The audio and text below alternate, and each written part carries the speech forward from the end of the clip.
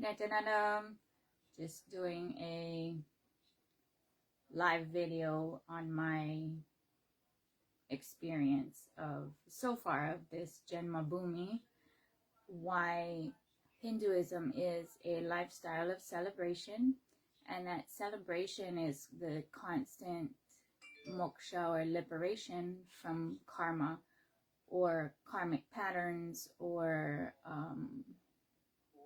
just liberation from everything. And so whether you're live in person or live through video, YouTube, or even alive, it doesn't matter. Paramashiva is always there, always listening. And so with this Jeenmabhumi thus far, and the different celebrations essentially of Paramashiva landing and blessing enlightenment or liberation to moksha to all the different beings, today is for Bhuloka specifically. So in Bhuloka is planet Earth, or this realm, this plane of existence. This is where I believe the flat earthers heard of the different loka teachings of Hinduism, and possibly some of the drawings without the full explanation. So how that is, and the 14 lokas and this loka. And so it's been taken out of context, and the full context intention of teaching how this plane, Bhuloka, loka, you could say plane, but loka, operates and is in the cosmic law or the cosmic teachings as per Hinduism. And so this is where Paramashiva comes down as the shaft of light, and I think of it as he's the first light worker, or that first column of light that is walking, as being God or channeling God, however way you want to phrase it, because seer, seeing, seen are all one and the same.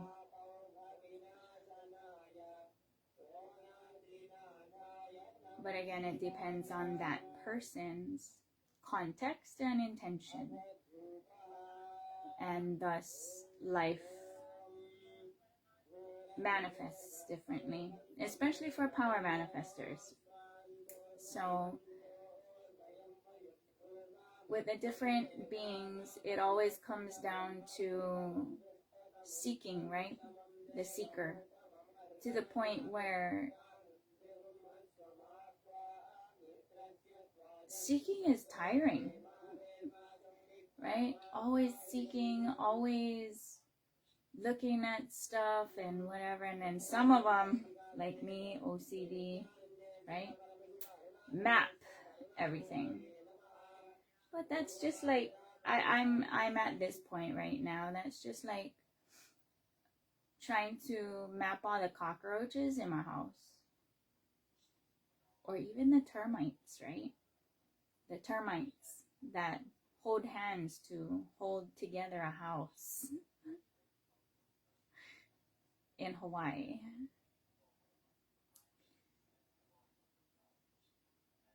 Becomes ludicrous, right? Meaningless, pointless, because they're going to be doing whatever termites going to do or cockroaches going to do. They're going to do what they're going to do, which has nothing to do with me and what I'm doing or what I'm here for also. So the one story I like the best is the one with Vishnu, where Vishnu and Brahma had their little argument, and Shiva came down and be like, oh yeah, whoever can go to the top or the bottom first wins, right? But Brahma decides to lie, right, with the Torambu flower, who is complicit in false witness, which is the, interesting enough, the Lauhala tree blossom, so, which has been banned from Shiva Puja due to the bearing false witness, except for once a year. And so, but Vishnu sincerely goes down and his seeking, because it's seeking. Doesn't matter what your seeking is. Yeah, it's a time pass. It's a complete time pass. Whatever you're passing your time on, right? So,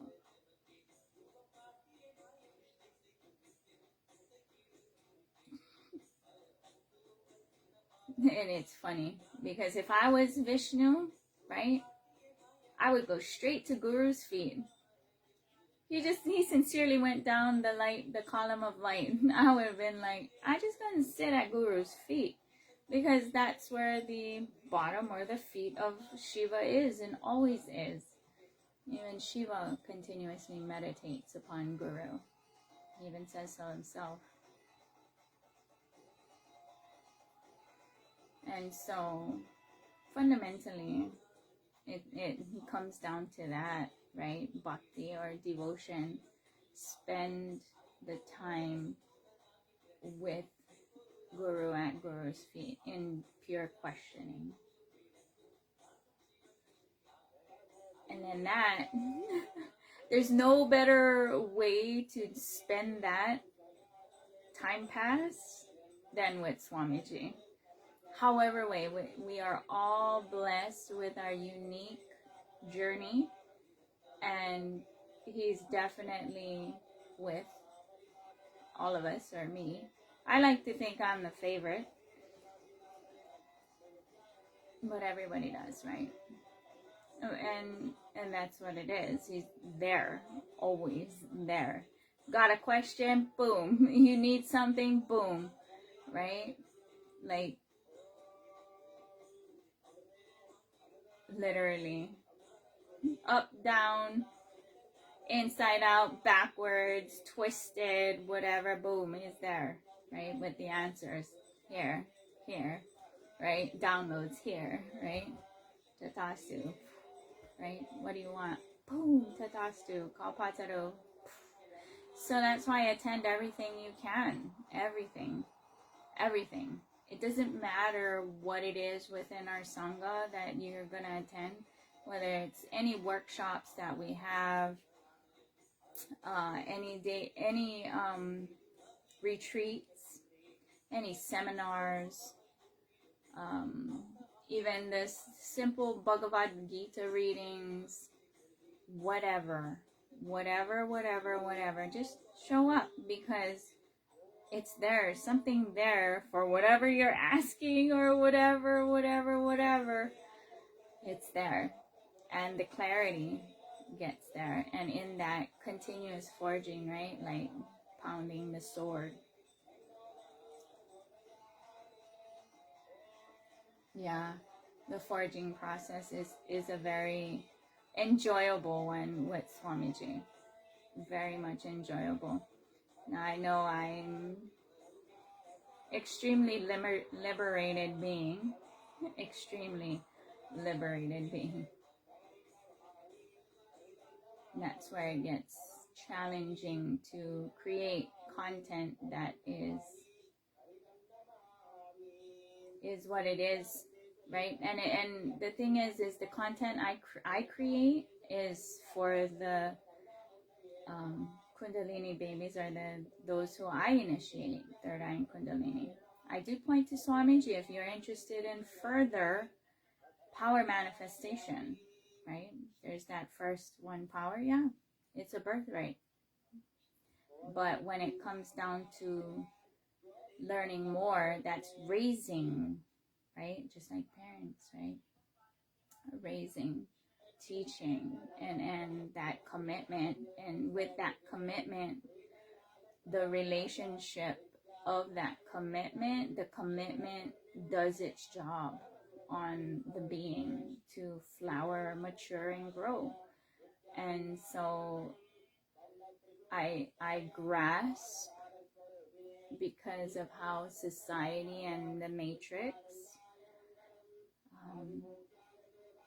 even down to social media, right?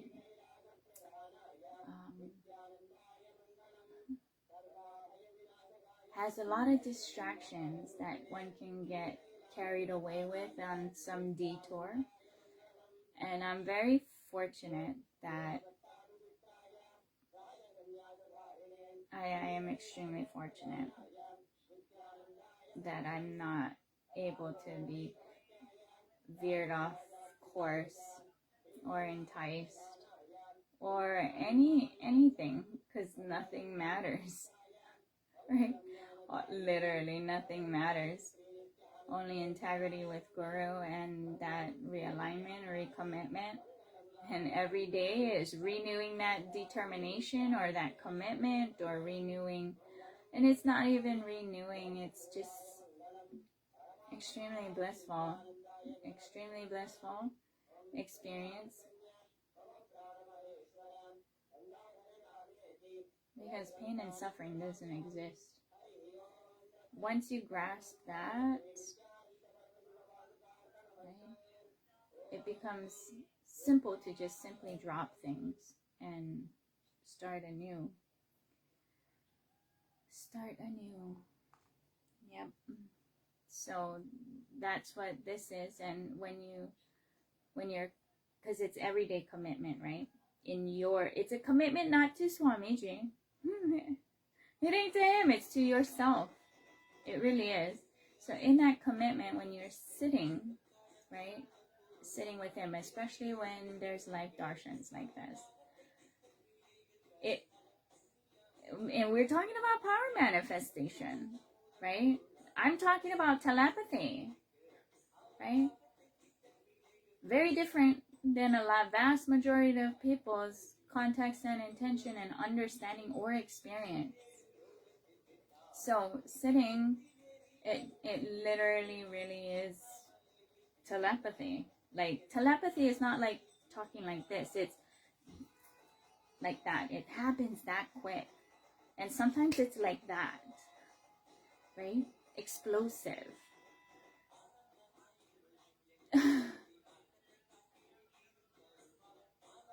Once you get there, it just becomes like too much to talk, or even too much for a name, right? And that's one of the things that I'm just like, especially with the last, or no, it's like couple before satsang, he was just like, Om Namah Shivaya is, there's Paramashiva, and then there's me, right? The duality, the Dharma, there's that, and then there's this, right? And then there's Shivoham, which is oneness, that's just like together, but that's still, there's that, the minutest separation, that there is a two, it's just trying to get along, right? And then there's, well, let just Shiva exist, right? Shiva. And just Shiva, only Shiva exists. That perspective just literally helps the unclutching process of whatever's going on in one's life, whatever it is, right? Whatever. No, what is my going on, right? I'm over here. Last 8 years total. 6 years full-time. Or you could argue last 8 years full-time too, but just like 6 years. I don't deal in money. I don't deal in contracts. Don't deal in any of it. Food, donation only, if that, not for trade.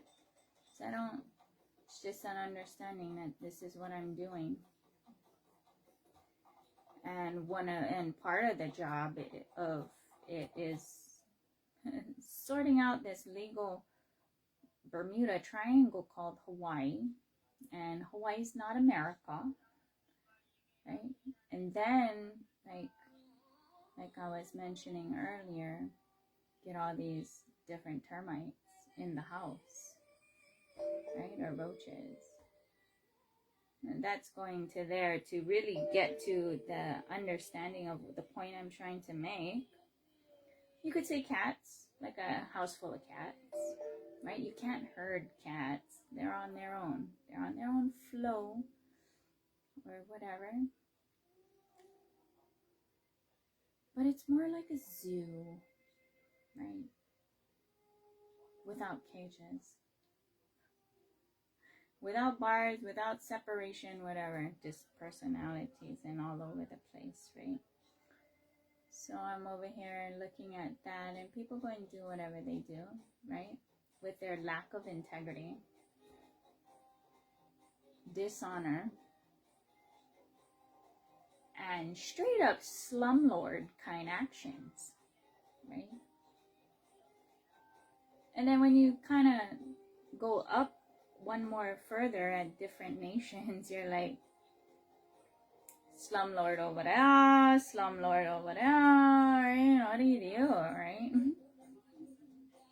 And then all of them think that women are there to go and cater to them, from making the babies, taking care of the babies, raising the babies while they kill the babies, right? In all different levels of that, and the final is war. And then the lie of the humanitarian law, which is just some book some guy made up. Actual law, because treaties are law. That's law. Let's talk about real law, right? And having to go through all of this to stare that straight in the eyes and be like, wow. And then this is where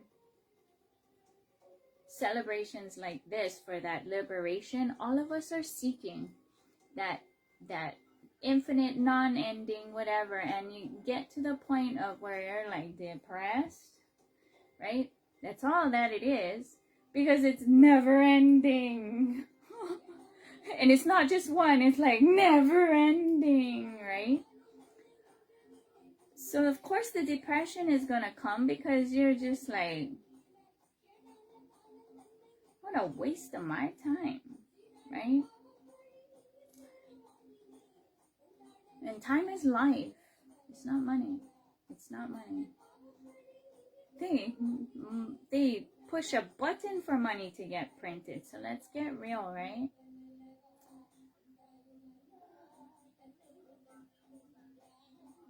It's about control by control freaks.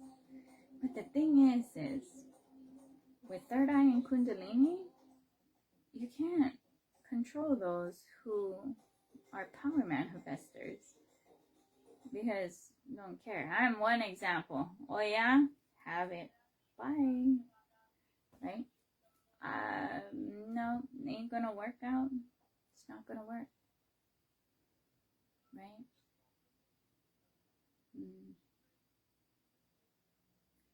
It's very interesting. So that's why Hindu celebrations come with real life, blissful way of the seeking with Swamiji.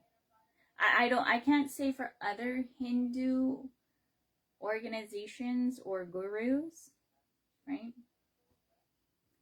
And then that's where it gets very interesting, because the boon I'm asking for is my own sampradaya, which all the things are lining up, right? For all the things that the boon has already been given and blessed, right? From the unique contribution as a supporting root to Hinduism of how I initiate, 100% power manifestation, to the different things, right? All these different things are lining up, including, what I'm going to call it, which came through during this Jeenmabhumi, right? Secular Hindu quantum fusionists, right? because that's the only way to explain it. Yeah. So Jeenmabhumi, huge boons come through celebrating the Hindu Shaivite lifestyle that I wanted to share, get a glimpse from my perspective. And that's just a small perspective because you haven't been on that journey with me all the way. I try to make videos, but it gets intense, especially the downloads and then the digesting part, because I know the graphics I make gets intense. Why? Because I'm taking 5D concepts to try and put it in a 2D medium for people who can't afford to pay attention. And because of this, that, and Snapchat, they only have like a 10-second window. And a vast majority of people aren't seekers. Now, the ones who understand will get a laugh out of, enlightened beings will laugh at my graphics, right? Because if it ain't funny, it ain't worth it. It really isn't.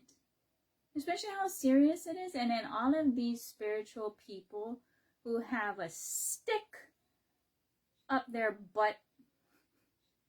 You can't even see the handle because it's all the way up there about what is spirituality. No. That is your own one subjective experience. And then get all these books. You can only take inspiration from any book that you read because that's their subjective truth and their subjective reality. Just like I'm showing a glimpse of my one subjective truth, subjective reality. And that's the reason why God is not allowed in the courtroom, because it's a subjective truth in a co-created or co-accident. It's not even co-created, because in court it's more of an accident and somebody's trying to get damages and compensation, right? So you can't have subjective truths in there. You can respect each other's subjective truths, but yeah. So from here, what's going on? Well, what's going on is, because of all of this data and information I've collected legally of different factions and different positions and different subjective truths and different legalese or dialect of law, which is per person who exercises or practices it, to really see what's really going on, right? As well as the videos that I put together. You can't pin down what is history, and then they try to teach it. It's like, yeah, you can't say this is history. No, it's not. And then why shove that down into the next reality or the next moment? So for me, the constant power manifestation from that space of eternity of win. But for me, I continuously request a quantum quirk, wormhole, flash here, flash, new reality, right? Teleport. That's one of the other powers that we hear we at Nithyanandaya Sangha express is teleportation. Flash, right?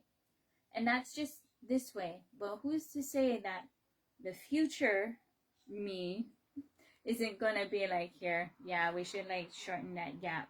Poof! There you go. And a connection of some sort. Whatever, right? We don't know. The next moment. Keep dropping. No programs. Drop. Delete. Right? Enough with that broken record. Enough with this slumlord action. Enough with this control freak issues. Control freak for what? Right? some low vibration, paranoia, or whatever. All of it, not worth it. Because if it ain't funny, it's not worth it. And especially if it isn't cheek and belly aching funny. Oh yeah. I mean, I'd rather be cruising every day with those who make me laugh than some serious spiritual stiffs. Right? No thank you. No thank you. Right? It's because everybody's trying to fit themselves into some kind of box of the collective imagination. And it's the imagination based off what? Nothing, right? Versus having a real relationship and experience, right? Everyone has theirs, depending on who your walk with is. And it gets real interesting being me, because my tuning capacity to hear the different channels, if you will, of the different gods and goddesses, right? Or gurus or whatever, it gets really intense, right?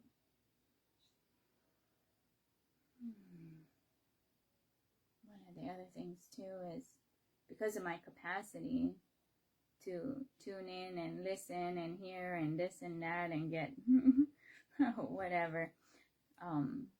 And it's a beautiful thing running into other people with their commitments or their whatnot. And experiencing the different gods and goddesses. It's a beautiful thing, a beautiful journey. And some people can only hear one channel. That's a beautiful thing. Listening only to one channel and disrespecting all the other channels, that's not right. That's not Pono, right?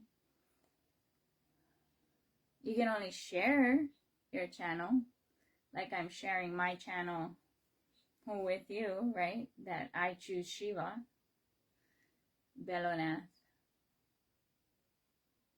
I'm equally the same. Very simple, right? Don't think too hard about too much.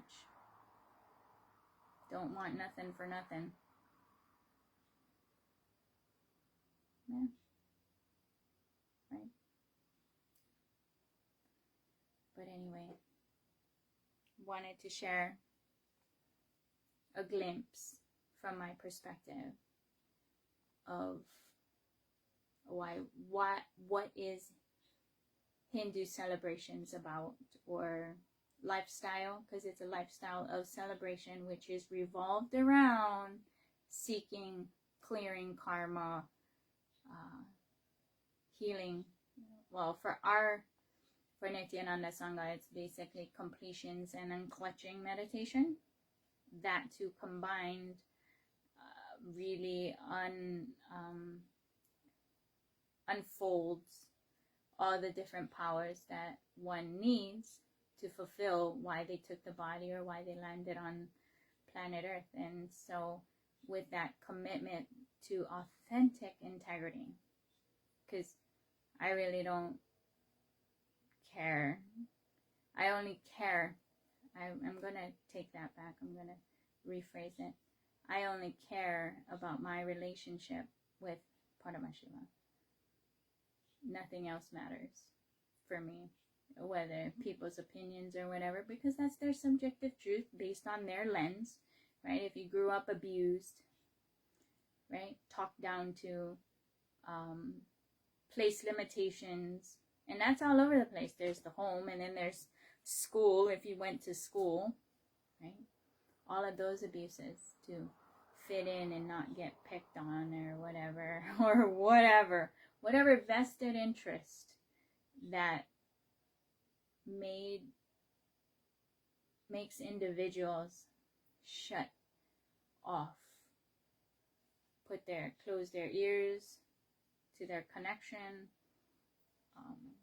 This is the best way, right? The best way that a dear friend of mine, Uli, I don't know how it came out, but basically, if you can't experience bliss, mind-blowing bliss, just by being in that oneness with nature, seeing a hawk or seeing for me, I call it getting darshans from those gods and goddesses and beings because of my connection. Yeah, they just drop you some darshan. What is darshan? What is bliss? Humans who only have one channel will say orgasm. No, it's bliss. It's a different kind of bliss, but the experience is kind of the same, right? Yeah, so if your connection is not able to have that kind of bliss with just beautiful, simple things of just being with nature, your connection is broken and you probably need to go live in the forest or the jungle naked, walk barefoot. I said, that's how it came out. I was like, yeah, they need to walk barefoot because their connection is broken. She goes, no, they probably need to go live up in the jungle and the forest naked to reconnect, to get to that connection of simplicity, very simplicity, bliss, and enjoying being, existing, and having life, being blessed with life. Yeah, that's how it came out. Right? That's the reason why I say the most gentle way for humanity to wake up is to start walking barefoot again. Right? And then there's a lot of people who, when I say that, they're like, well, the glass and this and that. And I'm like, yeah, I know. I walk through it. Right? I see it. But until everyone just makes that decision, they're going to stop being unconscious and throwing the glass. Right? What do you do? Don't know. Can only just keep saying and recommending. Yeah. So yeah. I'm kind of done. But I wanted to share what is Hindu lifestyle of celebration. It's not just celebration, empty heads, no brain. It's a celebration that is actually, you're working to clear out the karma or clear out whatever you're doing, right? And then you get blessed with a boon during celebrations like this, where you get to see Paramashiva live.